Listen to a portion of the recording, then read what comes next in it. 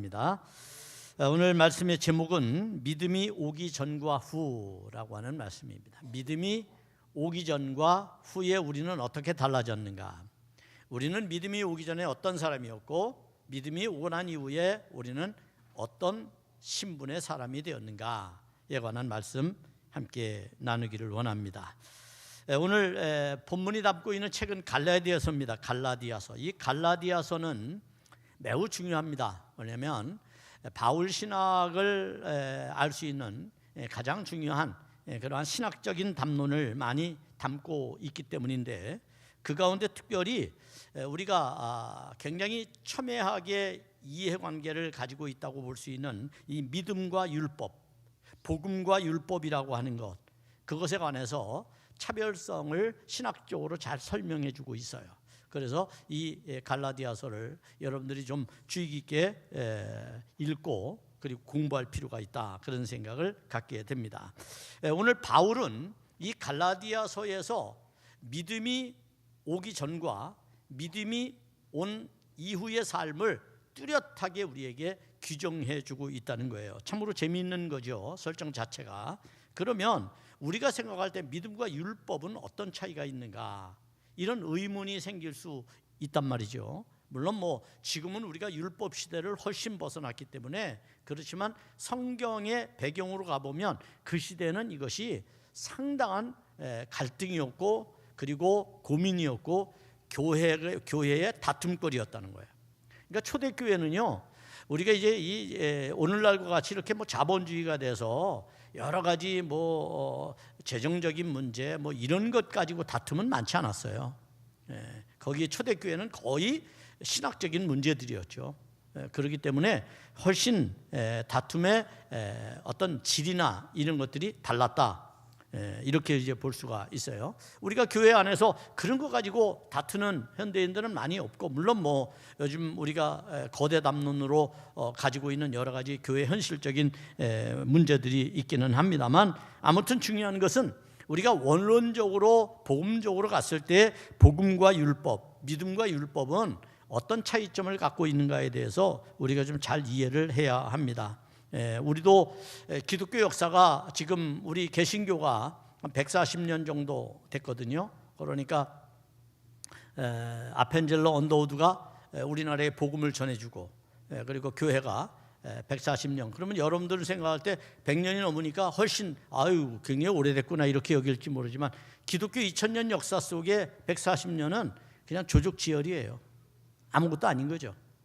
그 수많은 나머지 시간들, 거의 1850년 정도의 시간, 그 시간 동안은 우리가 아무것도 모르는 거예요.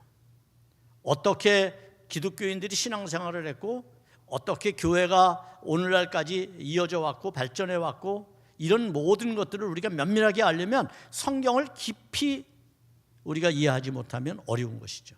그런 의미에서 오늘 본문도 단지 우리가 율법, 그러면 율법은 율법이지 이렇게 생각하기 쉽지만, 초대교회는 그러지 않았다는 거예요.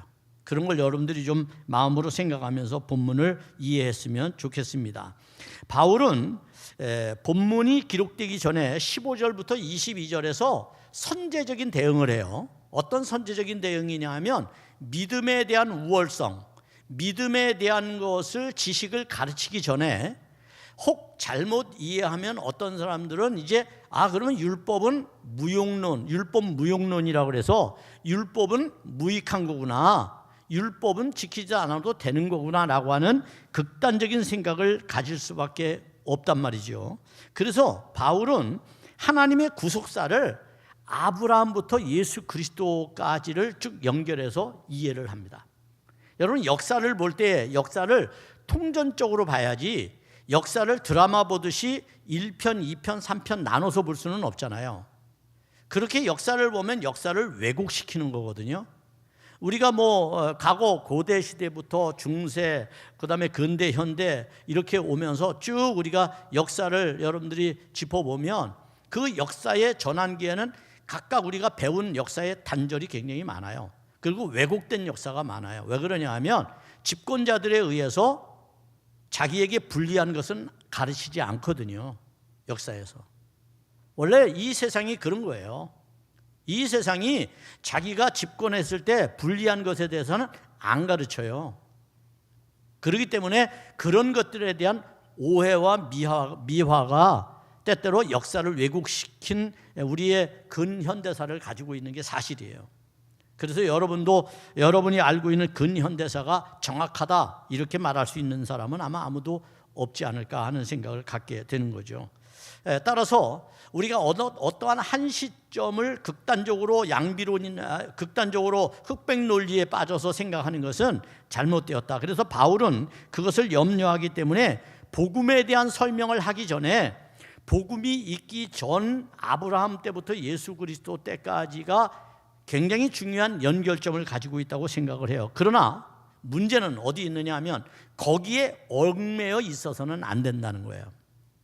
다시 말하면 우리 중에 누가 고대 시대에 예를 들어서 살았던 고대인들처럼 살면 어떻겠어요, 여러분? 여러분 중에 고대인처럼 살아가는 분이 있어요? 없겠죠. 아무리 내가 완고하고 아무리 내가 어릴 때 신분에 사로잡혀 있어도 지금 살면 핸드폰 다 써야 되고요. 지금 식사 다 먹어야 돼요. 빵도 먹어야 되고요. 고기도 먹어야 되고요. 서양식도 해야 되고요. 다 그런 거예요. 다 다른 거죠. 그죠? 그러면 이제 그런 삶의 패턴의 변화가 우리의 인격과 우리의 지적인 이해에 어떤 변화를 가져오는가에 대해서도 우리가 깊이 고민을 해야 되는 거라는 거죠. 그래서 바울은 그런 관점에서 율법은 엄연히 존중받아야 되고 굉장히 중요한 거지만 그러나 율법에 매여 있어서는 안 된다 이렇게 말하는 거예요. 왜 그러냐 하면 그 이유가 있어요. 당시 바울은 이게 본문이 갈라디아서잖아요. 갈라디아에 선교를 하러 이제 갔을 때 그가 3차 전도 여행 때에 이제 이 예루살렘에서는 어떤 일이 벌어지고 있었느냐 하면 이방인 선교가 너무 활발하게 진행이 됐잖아요. 바울이 그냥 혼신을 다해서 이방인에게 전도를 하니까 지금 누가 위협을 느끼느냐 하면 유대 땅에 있는 예루살렘 교회가 이게 걱정거리가 생긴 거예요. 여러분, 그냥 우리도 사촌이 땅을 사면 배가 아프다는 식으로 막 이방인들이 막 구원받았다고 막 그냥 난리를 하니까 이 예루살렘 교회가 시기심이 싹 생기는 거죠. 시기심이. 그래서 그들이 별로 좋아하지 않았어요. 그런데 그 중에 이제 어떤 일이 있었느냐면 유대인들은 율법을 수천 년 동안 지키며 살았잖아요. 율법으로 구원받는다고 생각했고 율법이 모든 지식의 근본이라고 생각했어요. 그런데 율법에서는 이방인은 하나님의 선택권에서 벗어나 있거든요. 하나님 이방인들은. 근데 그 이방인들을 구원받고 이방인들도 하나님의 백성이라 하나님의 자녀다 이렇게 말하니까 혼돈이 생긴 거예요. 그래서 이 예루살렘 교회가 이방인들을 받아줘야 되느냐 말아야 되느냐 이런 논쟁이 십사여요. 이런 논쟁 속에서 성령이 역사하게 되니까요. 사도들도 어쩔 수 없이 이방인에 대해서 이제 받아들이는 용기가 생기기 시작했잖아요. 우리가 아는 대로 제자들은요 사도행전 8장에 보면 하나도 예루살렘을 떠난 사람이 없어요. 그러니까 집사들만 보낸 거예요. 안디옥 교회에 보낸 집사도 바나바 집사 이렇게 보내는 거예요. 그러니까 그게 사도들이 그때 당시에 갖고 있던 완고함 이런 것들이 거기에 이제 묻어 있는 거거든요. 아무튼 그래서 논쟁 끝에 어떤 결론을 맺게 되느냐 하면 자, 성령이 역사에서 그리스도를 영접했다는 것까지는 이해하자. 그렇지만 그들도 우리가 하는 전통, 우리가 하는 관습, 우리가 하는 법률을 따라야 될 거 아니냐. 그래서 율법에 대해서 우리의 형제로 받아주는 가장 중요한 단서 하나를 고집하게 돼요. 그게 바로 뭐냐 하면 할례라고 하는 거예요. 할례. 소위 말하면 이방인이 예수를 믿는 것, 이방인이 하나님을 믿는 거 좋다. 그것까지 우리 용납한다. 그렇지만 우리가 그동안 해온 할례도 그럼 받아라. 그런 거예요. 그러니까 우리가 어떤 세상적이고 인간적인 그러한 어떤 표현 아니면 그것에 대한 어떤 흔적 이런 걸 찾기는 오늘날이나 옛날이나 똑같았던 것 같아요. 그래서 초대교회가 할례를 고집하게 된 거죠. 근데 안 된다. 할례를 받으면 안 된다. 여러분, 왜냐하면 우리가 잘 아는 것처럼 이 율법을 완전히 혁신한, 율법을 혁신한 사람이 있죠. 율법의 이 할례를 혁신한 사람이 누굽니까? 그게 세례 요한이에요. 세례 요한은 율법의 고통에서 유대인들을 해방시켰어요. 세례를 줌으로써. 여러분, 이게 얼마나 큰 차이인지 몰라요. 그래서 여러분이 기독교 서적에 보면 세례 요한을 혁신가로 보는 사람들도 있어요. 혁신가. 수천 년 동안 이어져 온 그 틀에서 좀처럼 벗어날 수 없는, 절대로 불가능한 그 일을 했던 사람이 바로 세례 요한이죠. 그래서 세례를 준 거예요. 우리는 지금 다 세례를 받아요. 여러분, 예수 믿는다고 교인이라고 할례 행하지 않잖아요. 지금 얼마나 다행이에요. 얼마나 다행이에요, 여러분. 그렇게 세례를 준단 말이에요. 그러니까 이런 일들이 그 당시에 있어서 교회가 어떤 결론에 도달하게 되느냐 하면, 수많은 논쟁을 거쳐서 그러면 할례를 하지 말자, 이런 결론을 내려요. 그리고 이제부터 교회는 세례를 준다. 그래서 할례를 하지 않습니다. 그리고 율법을 강요하지 않는다. 이게 이제 초대교회가 결정한 거예요. 바울이 이제 갈라디아를 갔어요. 복음을 전해요. 그런데 갈라디아 교회 안에 누가 잔존 세력이 있느냐면 이방 나라에 가 있는 유대인들이. 예루살렘 교회는 그런 결정을 내렸어요. 그런데 이방에 외국에 나가 사는 이제 유대인들은 여전히 율법을 중시 여기잖아요. 초대 예루살렘 교회가 한 것을 아직 못 듣잖아요. 지금같이 뭐 핸드폰이 있거나 그냥 인터넷 뒤지면 금방 알겠지만 그게 안 되거든요. 그러니까 그 이방 나라에 있는 유대인들은 여전히 할례를 고집하는 거예요. 그리고 율법을 앞세우는 거죠. 그래서 갈등이 생기는 거예요. 갈등이. 그래서 바울이 오늘 이 본문의 말씀을 한 이유가 거기 있어요. 그런 갈등 때문에 본문의 이야기를 하는 거예요. 믿음이 오기 전과 후를 설명하는 거예요. 믿음은 그러면 뭘까요, 여러분? 그렇다면 믿음은 뭐예요? 믿음. 여러분, 믿음 그러면 우리가 뭐 세상적으로 믿음 많이 있잖아요. 믿음은 친구 간에 신의도 믿음이죠. 신의가 있어야 되잖아요. 소위 을이라고 하는 거. 그죠? 그 다음에 이렇게 업무적으로 이렇게 사업을 하거나 뭐 하면 뭐가 있어야 돼요? 신뢰가 있어야죠. 그죠? 신뢰가 있어야지 거래하는 거 아닙니까? 그 다음에 또 우리가 뭐라고 얘기할 수 있을까요? 또 지식에 대해서 우리가 아는 지식에 대한 뭐가 있어요? 신념이 있잖아요. 사상이나 이런 거에 대한 신념. 이런 것도 다 믿음에 관한 거거든요. 그러면 교회가 말하고 있는 믿음도 그런 걸까요? 그게 아닌 거죠.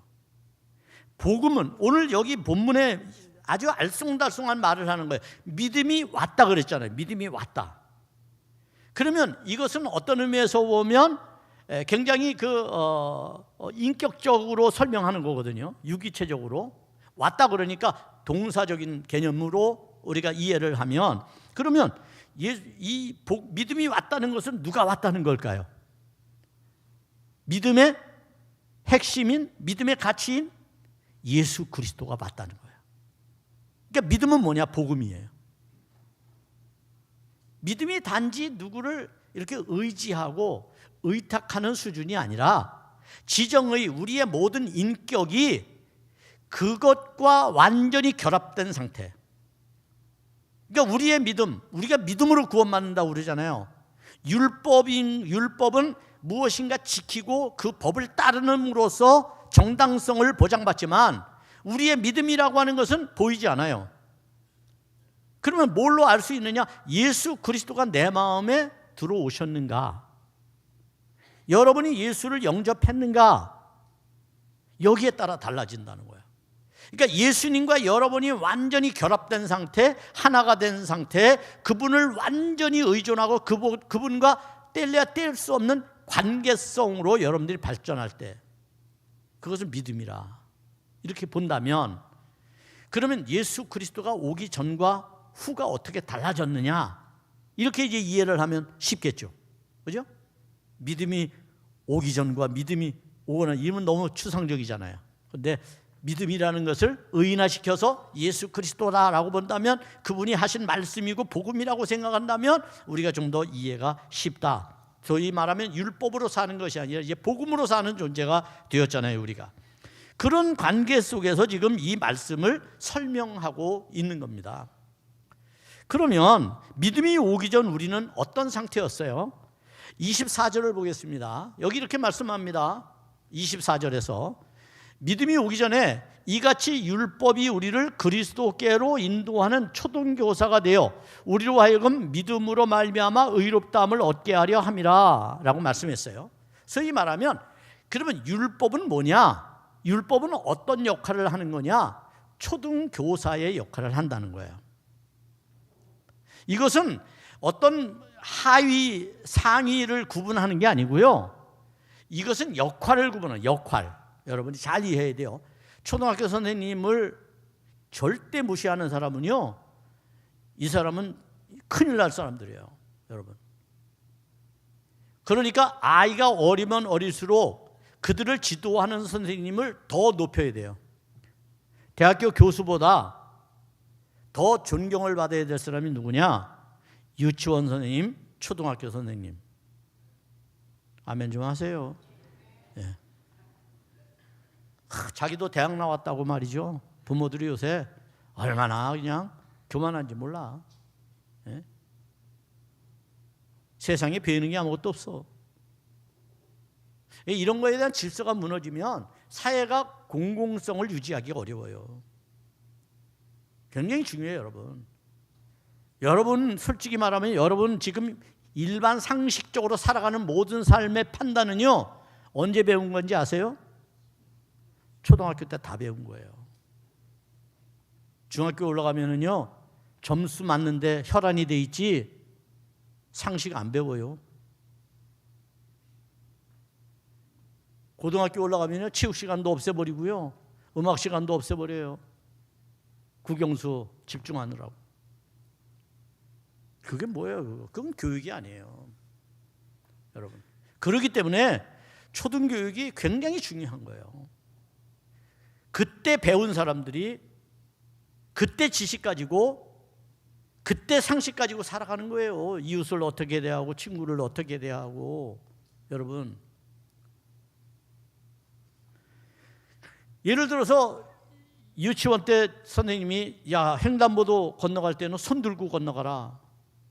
벌 세우려고 손 들고 건너가라는 거예요? 왜 그래요? 아이 몸집이 작잖아. 그러면 시야가 운전자들에게 온갖 뭐 여기 짐도 있고 저기 짐도 있고 그렇잖아요. 그러면 이제 구분이 못 하잖아요, 작으니까. 그러니까 몸집을 크게 하려고 손 들으라는 거예요. 근데 대학교에 갔는데 교수가 야, 이놈들아, 횡단보도 건너갈 때 왜 손 안 들어? 그런 교수 봤어요, 못 봤어요? 못 봤죠? 그때는 이미 성인이란 말이에요.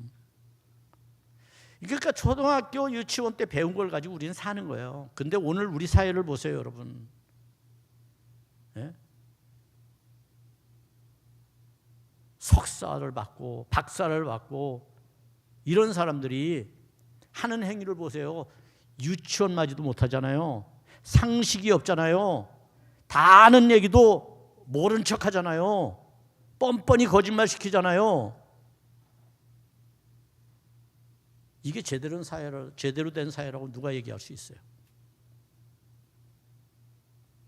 그러니까 오늘 우리가 신앙에 있어서도 본질을 잘 깨닫는 것이 굉장히 중요한데, 당시 유대인들은 이 초등학교 교사의 역할을 하는 이 율법을 마치 전문 지식을 가진 것으로 이해를 했다, 그런 얘기예요. 그렇지 않은 거죠. 대학교 나오면 전문 지식을 배우는 거고, 그런 것으로 우리가 생각을 하면 오늘 이 초등학교 선생님의 역할을 했던 율법은 우리로 하여금 하나님이 어떤 존재인지, 하나님과 어떤 관계를 어떻게 맺어야 되는지, 이웃과 어떤 관계를 맺어야 되는지를 잘 얘기해 주는 게 율법이라는 거예요. 지금 그거 가지고 우리가 사는 거예요. 그거 가지고. 그런데 문제는 뭐냐면 그렇게 그냥 살기만 하면 좋은데 오늘 우리의 삶의 형태라는 게 그것만 가지고 살아갈 수는 없다 그런 얘기예요. 그러면 좀 더 우리로 하여금 거기에 얽어매지 않은 존재, 소위 말하면 이런 거죠. 예수님이 육신으로 이 땅에 오셨잖아요. 인간의 몸을 입고. 그러면 육신을 입었다는 것은 어떤 제약이 있을까요? 첫 번째는 공간의 제약이 있겠죠. 그죠? 공간. 육신을 입은 사람은 여러 군데 손오공처럼 흐트러져 살 수 없잖아요. 그러니까 공간의 제약을 받죠. 그 다음에 어디에 또 제약을 받아요? 시간의 제약을 받겠죠. 그죠? 육체를 가지고 있으니까 시간이 지나면 소멸되기도 하고 죽기도 하고 그런 거죠. 그러니까 육체를 벗어나지 않으면 자유를 누릴 수가 없어요. 육체 안에 얽매여 사는 것은 그거 자체가 속박을 당하는 거다. 그런데 하나님은 우리에게 뭘 주셔요? 구원이라고 하는 걸 주잖아요. 구원을 주시려는 하나님 앞에서 우리의 육체적인 삶이 바뀌어지지 않으면, 다시 말하면 더 높은 차원으로 승화되지 않으면 그 하나님에 대한 올바른 이해를 갖기가 어려운 것이 된다는 거예요. 그래서 예수님은 이 땅에 오셔서 그가 행하신 모든 일들이, 그가 말씀하신 모든 것들이 복음인 거예요. 복음. 우리에게는 구원을 이루게 하는 기쁜 소식이 되는 거죠. 그래서 우리도 그처럼 살아가기를 원하는 게 주님의 뜻이라는 거예요. 그런데 우리가 얽매여 있다는 거예요. 여전히. 어디에? 율법에 얽매여 있다는 거예요. 자, 따라서 25절에서는 바울은 이렇게 선언합니다. 믿음이 온 후로는 우리가 초등교사 아래 있지 아니하도다라는 거예요. 역사가 흘러갔으면 흘러간 대로 앞으로 나가야지 뒤로 가면 됩니까, 여러분? 그죠? 역사에 뒤로 가려고 하는 사람들은 다 실패했어요. 앞으로 가려고 하는 것만 다 살아남았어요. 이거 여러분 아셔야 돼요. 교회도 마찬가지예요. 교회도 과거에 붙잡혀 사는 교회는요, 퇴행하게 돼 있고 소멸하게 돼 있어요. 교회가 만약에 세상에 대해서 문 닫고 우리만 살겠다고 그러면 문 닫힌 상태로 고사하는 거예요. 여러분, 그게 굉장히 중요해요. 시대가 얼마나 빨리 그리고 다양하게 달라지는 데 대해서 발맞추지 않으면 안 되는 거죠. 우리는 우리의 게으름을 나타내기 위해서 고집을 부려요. 게으름이 뭐예요? 그냥 공부 안 하면 되거든요. 알지 않으면 되거든요. 다 귀찮거든요. 그걸 변명하기 위해서 자기가 가진 신념을 앞세워요. 세상이 달라지는데 마이동풍이야, 나 혼자. 그러면 안 되는 거죠. 그러면 그것을 어떻게 이끌어 가야 될까? 어떤 존재로 살아가야 될까? 그것을 말하는 게 믿음이 온 이후의 우리의 삶이다. 그 삶에 대해서 바울은 오늘 본문에서 26절부터 설명을 29절까지 해주고 있는 거예요. 여기에 이제 몇 가지가 있어요. 우선 첫째로 믿음이 온 후, 예수 그리스도께서 오신 후에 우리는 어떤 존재이고 어떤 신분을 가졌는가? 첫째는 하나님의 아들이 되었대요. 하나님의 아들. 26절입니다. 자, 너희가 다 믿음으로 말미암아 그리스도 예수 안에서 하나님의 아들이 되었으니, 누가 되었대요? 하나님의 아들이 되었대요. 여러분 전부 하나님의 아들이, 신의 아들. 세상의 신의 아들은 특별한 군대 안 가는 사람 신의 아들이 이러잖아요. 근데 아니에요. 우리가 진짜 신의 아들이에요. 네? 그러면 이건 여러분 유대인들의 입장에서 보면 뭐예요? 신성모독죄예요. 이건 그냥 죽여도 되는 거예요. 이런 말을 바울이 할 수 있는 것, 여러분, 이게 당시 바울이 지식이 없었으면 어떻게 이런 얘기를 하겠어요? 그러면 하나님의 아들이 되었다는 말은 어떤 의미예요, 여러분? 여러분이 진짜 신의 아들이 된 거예요? 그런 의미라기보다는 하나님의 역할에 대해서 규정하는 거예요. 내가 하나님의 역할, 하나님은 율법으로 보면 엄한 재판장이에요. 율법에서 하나님은 눈물도 없고 국률함도 없고 자비심도 없어요. 잘못하면 그냥 벌하면 돼요. 벌하면 돼요. 그런데 그런 재판장이 아니라 하나님이 우리의 뭐가 됐어요? 아버지가 되었다는 거예요. 아버지. 하나님과 우리와의 관계는 아버지와 자녀와의 관계, 아버지와 아들과의 관계. 왜 아들이라고 성경에서 강조했냐면 이건 가부장적 사회 속에서 쓴 글이기 때문에 그래요. 그러니까 지금으로 말하면 아들, 딸, 우리 전부를 말하는 거예요. 성경을 우리가 시대에 맞게 그렇게 다시 읽을 필요가 있는 거죠. 어떻든 간에 아버지는 자녀에 대해서 무한 사랑을 가지고 있어요. 자식이 못났든 잘났든 자식을 용서하는 게 아버지고요, 바른 길로 인도하는 게 아버지고요, 위험에서 보호해 주는 게 아버지예요. 그런 관계성을 말하는 거예요. 물론 그 안에는 엄청난 또 다른 기회가 우리에게 있는데 그것은 아버지에게 유산으로 받는 건데 그건 마지막에 이제 가서 우리가 살펴보고요. 정말 중요한 것은 뭐냐면 하나님께서는 우리와 그런 친밀한 관계를 형성하고 계시다는 거예요. 하나님과 여러분이 거리가 얼마나 되십니까, 여러분? 가까이 하나님을 섬길 수 있기를 바랍니다. 여러분과 하나님이 아주 가까운 친밀한 관계가 되기를 바랍니다. 두 번째는 27절에서 뭐라고 말씀하느냐 하면 그리스도로 옷 입었답니다. 우리는 어떤 신분? 그리스도의 옷을 입은 자들이래요. 자, 27절입니다. 누구든지 그리스도와 합하기 위하여 세례를 받은 자는 그리스도로 옷 입었느니라. 여러분 지금 무슨 옷을 입고 있냐 하면 그리스도의 옷을 입고 있어요. 그래서 여러분들을 뭐라고 바울은 규정했느냐 하면 세상 사람들에게 전해주는 그리스도의 편지고 그리고 그리스도의 향기라는 거예요. 우리는 그런 옷을 입고 있어요. 옷은 어떤 목적이 있죠? 옷이라고 하는 것은 어떤 의미가 있어요? 신분을 나타내는 거죠. 신분. 옷이라고 하는 것은 고대 시대의 신분이었어요.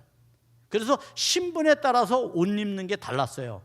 우리나라도 조선시대에 신분에 따라 옷 입는 게 달랐어요. 지금이야 뭐 다 똑같이 입죠. 그 신분을 자랑하기 위해서 가진 자는 명품, 없는 사람은 가품 이러고 살아가는 거예요.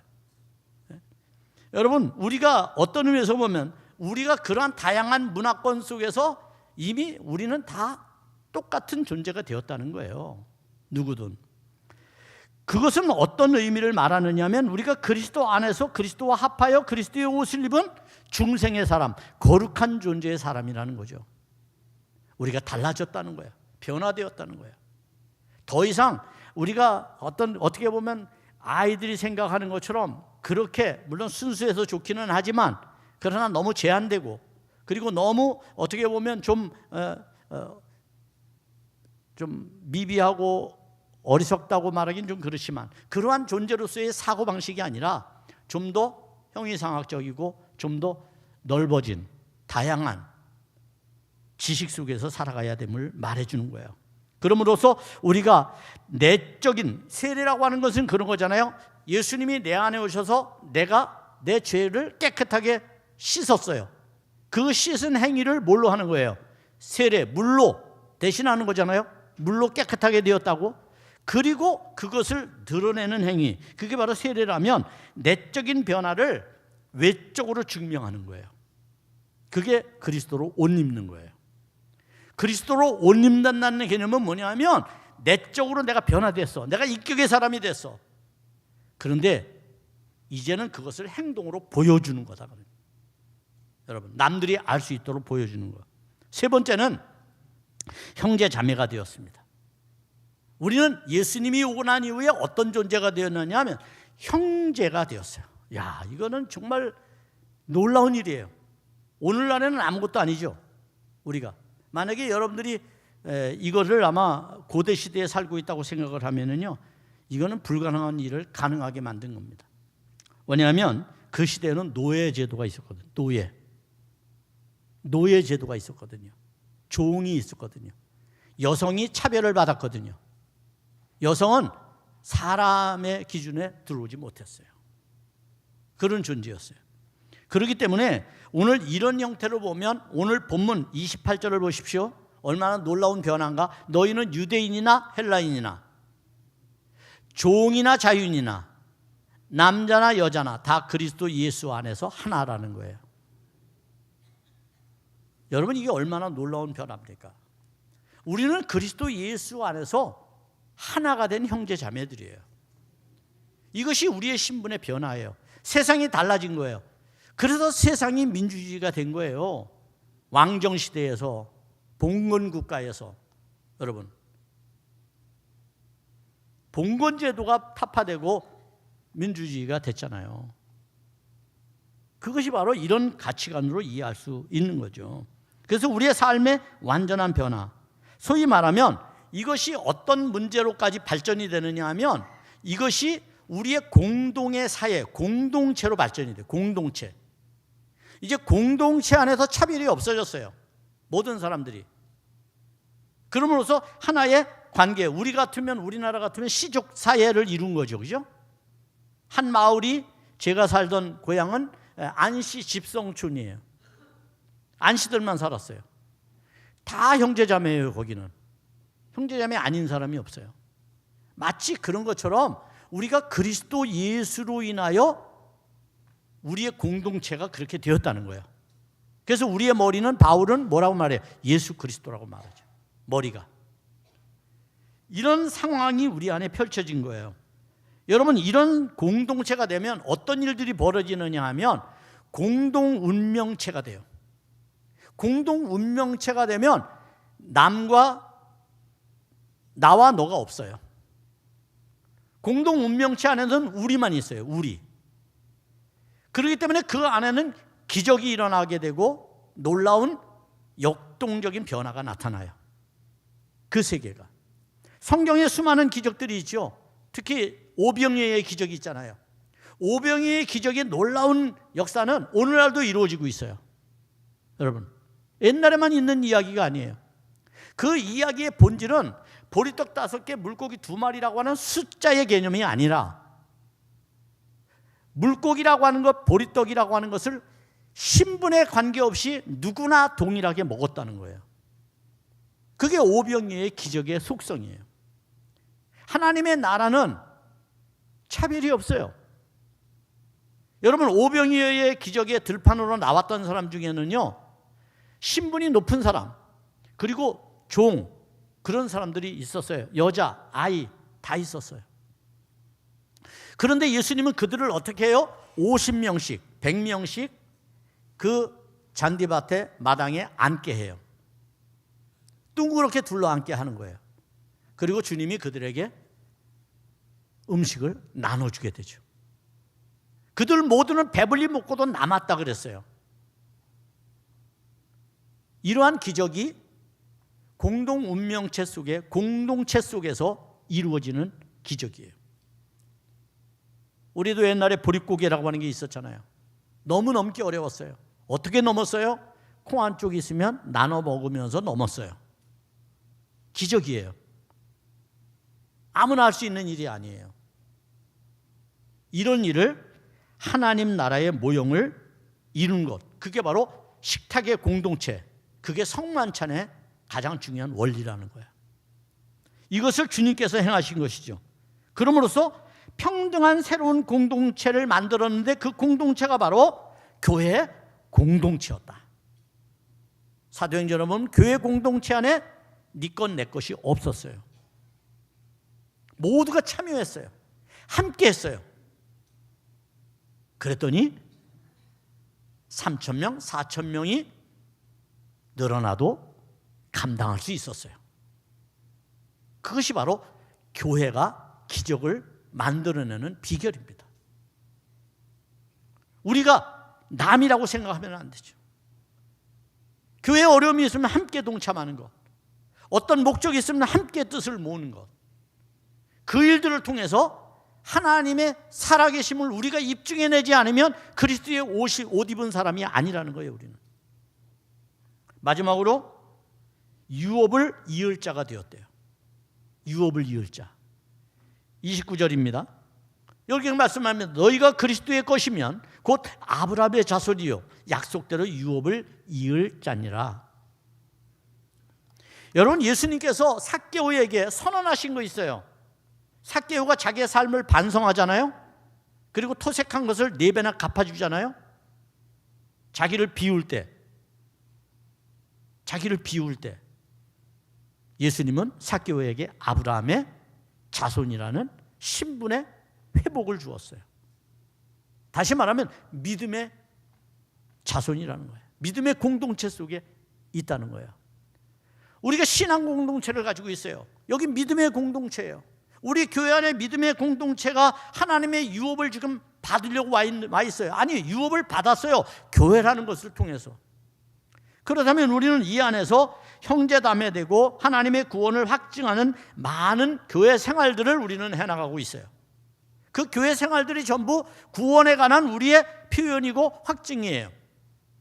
이런 일들이 우리 안에서 이루어지는데 가장 중요하게 우리가 물려받은 것이 있다면 교회를 통해서 하나님은 우리에게 어떤 존재로서의 역할을 하기를 원하시느냐, 바로 교회의 이러한 운동을 통해서 하나님의 구속사가 대대로 이어지고 있다고 하는 것을 우리로 하여금 증명하도록 만드시는 거예요. 과거, 현재, 미래가 우리 교회가 40년이 넘는 역사 동안 과거, 현재, 미래가 존재하는 것처럼 그 속에 지금 우리는 하나의 역사의 한순간을 지금 보내고 있다는 거예요. 그러면 이 한순간 우리는 어떤 존재로 살아야 되는가? 바로 이 유업을 같이 물려받을 존재로 살아야 하는 것이죠. 우리 다음 세대, 미래 세대, 그들도 이 유업을 물려받아야 되고, 우리의 과거 세대, 그분들이 물려받은 거 우리가 물려받은 것처럼, 그것이 바로 우리가 유업을 이어받는 교회 공동체의 비전이다. 교회 공동체가 꿈꿔야 될 비전이라는 거예요. 우리 모두가 다 세상적으로 잘나지는 못했지만 내 안에 그리스도가 들어와서 내 눈을 밝혀줬고 내 의식을 깨워줬고 내 마음을 오픈하게 하셨고, 그래서 하나님의 거룩한 백성으로서의 삶을 살게 하신 이 은혜를 생각하면 우리 교회 안에서 교회 공동체로서 우리가 더 열심으로 힘을 내고 함께 협력하고 함께 참여하고 함께 비우고 함께 우리가 나누는 삶은 하나님이 우리에게 주신 거룩한 비전이고 교회가 감당해야 될 축복이다. 이것이 믿음이 우리에게 온 후에 변화된 우리의 실존이라는 거예요. 이런 믿음으로 여러분 승리하는 삶을 살아갈 수 있기를 주의 이름으로 축복합니다. 오직 믿음으로, 오직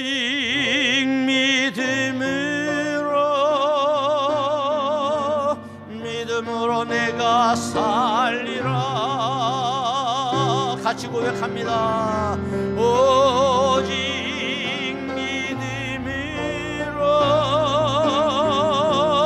믿음으로 내가 살리라. 두 손 들고 오직 믿음으로, 오직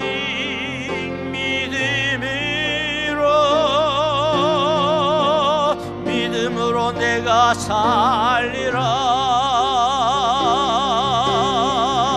오직